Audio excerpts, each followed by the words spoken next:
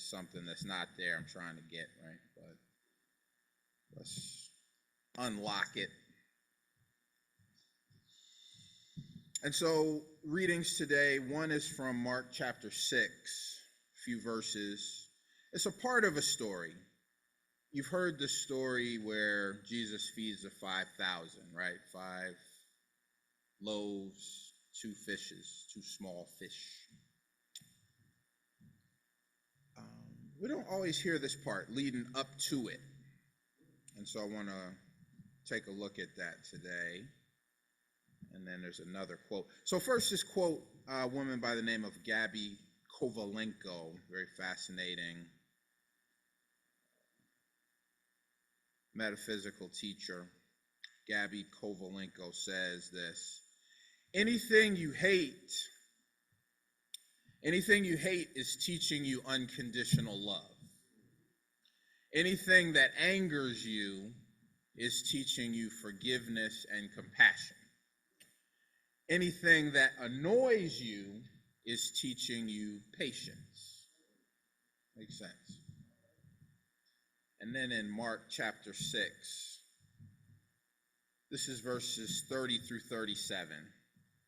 And so the story goes: the apostles gathered around Jesus and reported to him all they had done and taught. Then, because so many people were coming and going that they did not even have a chance to eat, Jesus said to them, "Come with me by yourselves to a quiet place and get some rest." So they went away by themselves in a boat to a solitary place. But many who saw them leaving recognized them and ran on foot from all the towns and got there ahead of them. When Jesus landed and saw a large crowd, he had compassion on them, because they were like sheep without a shepherd. So he began teaching them many things. By this time, it was late in the day, so his disciples came to him. "Jesus, this is a remote place," they said, "and it's already very late. Send the people away so that they can go to the surrounding countryside and villages and buy themselves something to eat." But he answered, "You give them something to eat."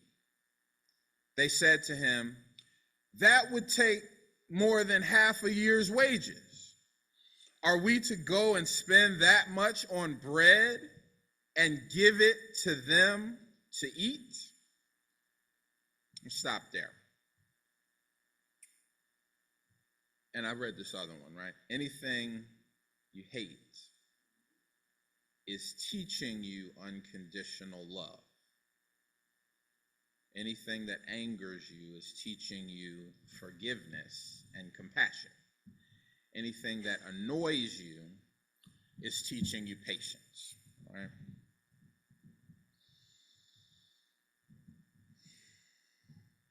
Anybody work out? Yeah? Okay, good.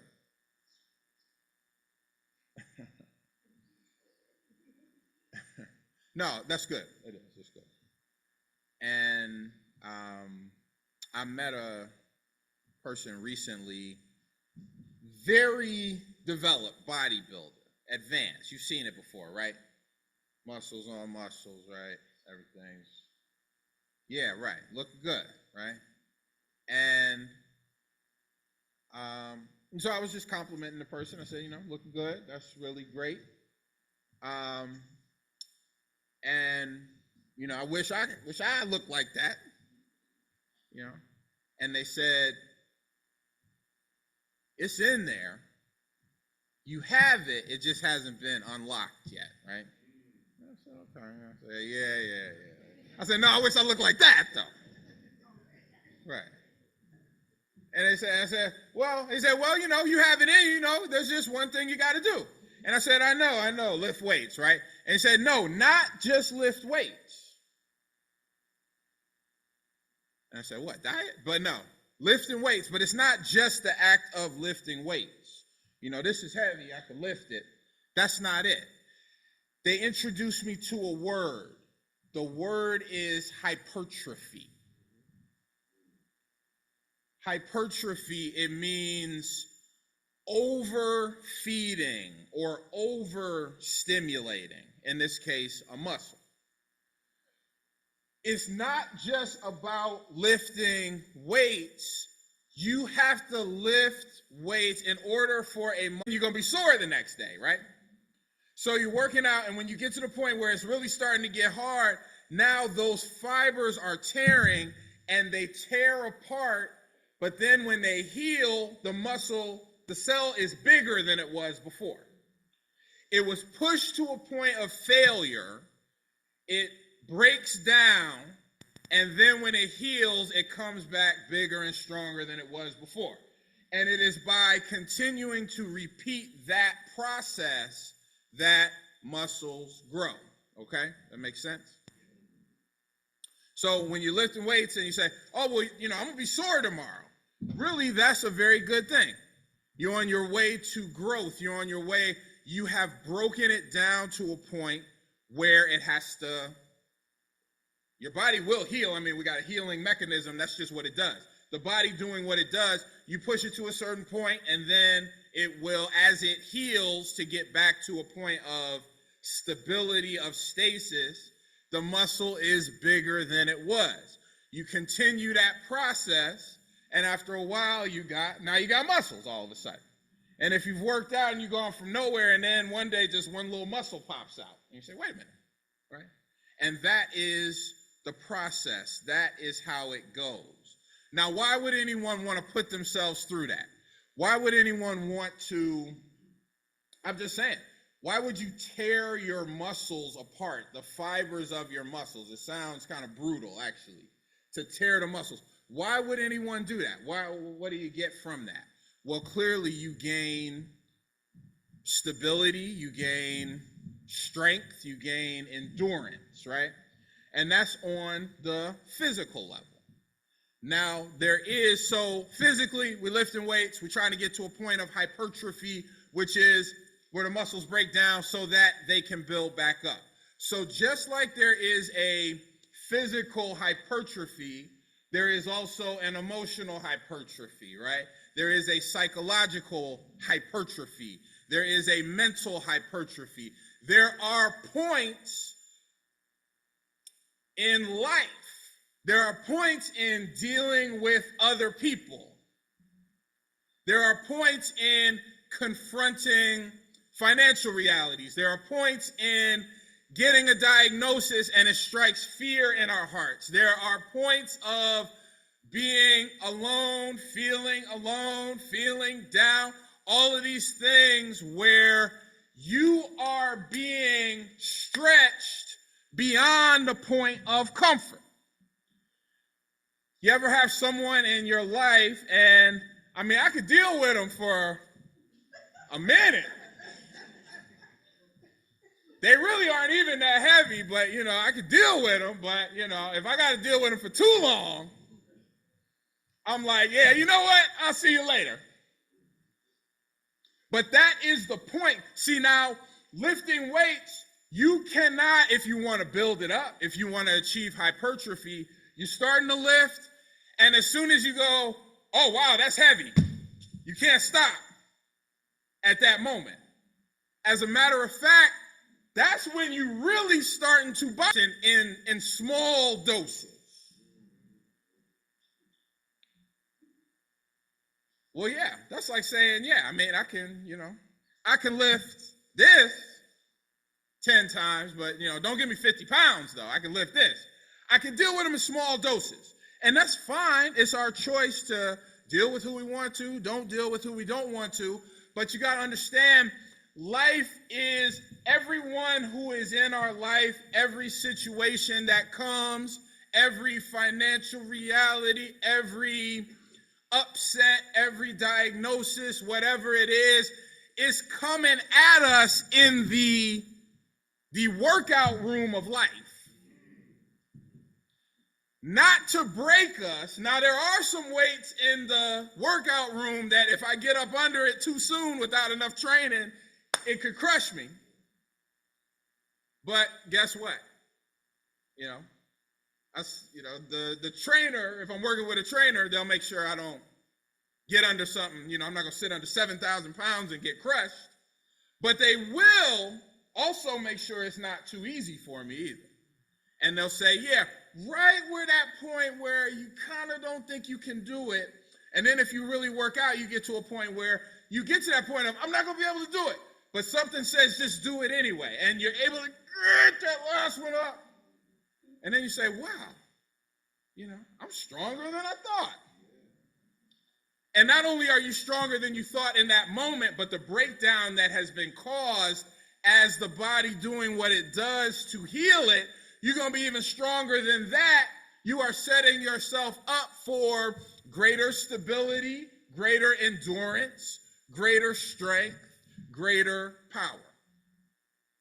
All right? Now, it's easy enough to say, let's avoid the pain. It's really easy physically to say, yeah, I ain't going to the gym. That's easy enough. It's easy enough to, here are the stairs, here's the elevator.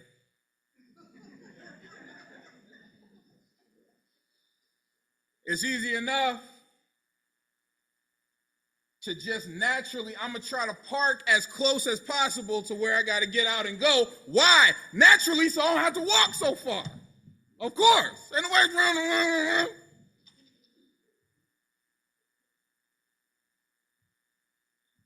If I got a choice, if I said, no more chairs in the sanctuary, everybody's standing up. Am I going to stand up? Yeah, right. Now, if I get a stool and I sit here, they say, what's wrong? He's so lazy. What's wrong with him? What about people? It's easy enough. Am I the only one who has seen people as annoying? I'm not saying the person is annoying. I'm saying I see that person as annoying, obnoxious, right? And it's easy enough, just like I said, you got the stairs, you got the elevator. Let me think. I'm going to get in the elevator and ride. There's the annoying person, there's the door. Let me see. It's simple. Am I the only one who has observed, maybe I'm voting one way, maybe some other folks are voting another way. And now if you're not voting the way I'm voting, you're just so stupid. I can't even talk to you. I don't understand how God even works in your life. I just can't. I just can't. How dare you? How do you not understand what we're facing and what we're dealing with, what we're going through, right? And then the person that's voting different from me, then I try to talk to them, and they mess around, and they really actually think that they are right.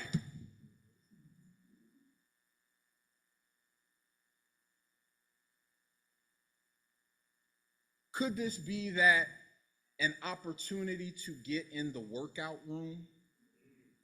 Could these be opportunities instead of, as soon as I say, well, don't nobody want to deal with that person because they're too heavy. Don't nobody, this is heavy. I don't want to do this anymore. Instead of doing that, say, once it's getting heavy, this is for my good. This is for my strengthening. This is for my enhancement. This is for my greater stability. This is for why do we work out? Look, God has all power. God is omnipotent. No mountain God can't move, right? Everything, God has all power. As I'm working out to gain strength, am I not doing that to become a little more godlike? A little more closer. And then like I said, that bodybuilder I met, you say, wow, you're chiseled. You look like that's what they say. Chiseled like a god. Because of the strength, because you are closer You're about as close to omnipotence as a human form can get, so we're going to call you a God. Now, what about emotional strength? What about mental, psychological strength as well? Strength is built not just by dealing with folks, but strength is built by pushing yourself to that point of hypertrophy. I told you I was in Rwanda. 30 years since this genocide, and there's a lot I could say about it, and I just barely scratched the surface, but I learned a lot, saw a lot. Can you imagine open season on a particular group of people? You turn on the radio. I was telling my kids, it's like if you turn on the radio, it's Steve Harvey morning show, and Steve Harvey's talking about, I can't wait to kill some Tutsis, and everybody's laughing. Then you turn to NPR, and NPR says, starting at 11 o'clock, feel free to kill the Tutsis. All of the propaganda was pointing in one direction. 1 million people killed. Like I said, I'll give you the slideshow one day, but I went one place, 250,000 people are buried. Families, raped, pillaged, machetes, guns, knives, fire, burning people up, children, all of it. Now fast forward, and they're talking about, in a sense, now this is the Tutsis, the ones who were victimized. In a sense, I'm glad it happened. And I said, how could you be glad that it happened? They said, without a great atrocity, I never would have had to find the great peace. We put it more simply in Detroit, the song we just say, no pain, no gain. But it's true. Now, I'm not calling for anything as drastic as a genocide, but just know perhaps the things that are pushing us to our limit are there literally to make us stronger. And one thing that we can know about Christ and see in Jesus is that with Jesus, there is no limit. There is no limit to the strength. There is no limit to the generosity. There is no limit to the power. There is no limit to the endurance. There is no limit. And anything that we look at as a limit, if I say, whoa, this weight is too heavy for me to push, how do I get to where this weight isn't too heavy for me to push? By keep on pushing it. So if I can't stand to be in the same room with so-and-so, how will I ever get to the point where I can stand to be in the same room with so-and-so? By being in the room with so-and-so. But not just, okay, I'm here, but I'm not listening, I'm here. No, I got to be. I got to bring all this guidance, love, joy, peace stuff that I be talking, because it's good talk. It's real easy to talk when I'm around some folks that get it. But see, that ain't no workout. That's just standing there looking in the mirror. So a couple things come out of this text in this where we can see. So Christ has no limits. The Christ in us has no limits. The power that is able to continually increase is continually tested. And then once I get to the point, once I can do this 12 times in a row, 3 sets, guess what it's time for? Heavier weight.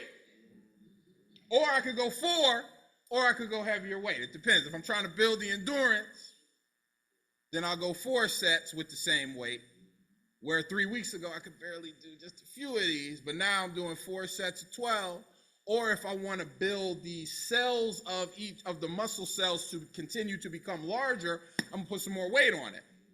And now once I put some more weight on it, I'm back to, oh God, this is too heavy. But guess how I get to where I can do it? By doing it. So this is all through this, the other reading where it was saying, now, if someone annoys you, they're teaching you patience, right, and all of that. But it's also